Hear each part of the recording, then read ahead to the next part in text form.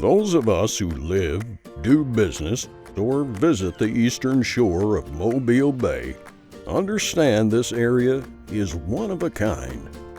Fairhope, where artists and sunsets paint the town. Daphne, home to longleaf pines and long views. Point Clear and Mullet Point, where life and vacations are grand. You've heard the traditions of our history-rich towns. Traditions passed from old to young.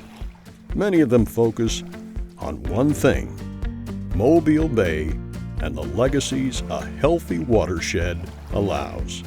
I've lived in Daphne, Baldwin County for almost 100 years. Being born in 1929, I have greatly enjoyed being from Daphne. I always said it was small, but it was the greatest.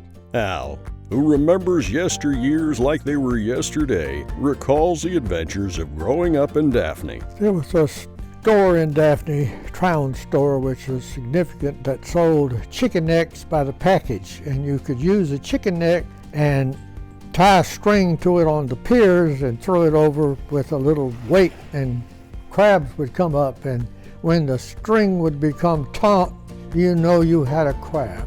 What's just as important as the history of a place is understanding how and why it's changing. When I first came here as about a 6-year-old, I did not like the water at all because it was filled with grass beds.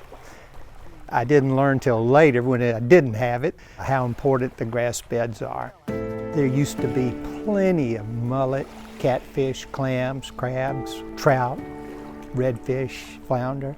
Growing up, that was never a problem, catching fish. And now, out here, there's no grass beds anymore. And as a result, you've seen a decline in the population of the fish and the sea creatures. I just think that we have to be careful about how we manage from here forth. Stormwater runoff, pollution, and those kind of things all affect the welfare of the bay. The welfare of the bay is directly tied to the welfare of the watershed. 21,000 acres, historically dominated by forest and agricultural land, now equally defined by development.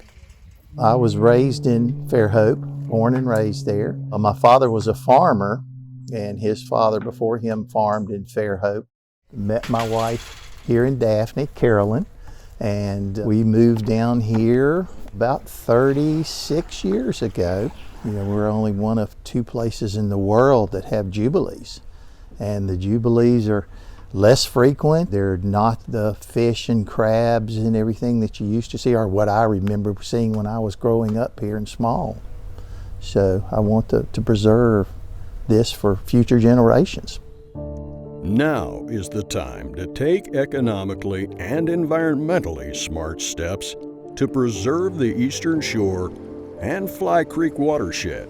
The survival of the bay, I think, is at stake, and goodness knows what an effect that would have on this area. It is so important for the bountiful product of the bay, entertainment, recreation, bounty of the seafood. Those things are extremely important, and I am pleased that there are activities to protect the bay in process. And it's going to take all of us.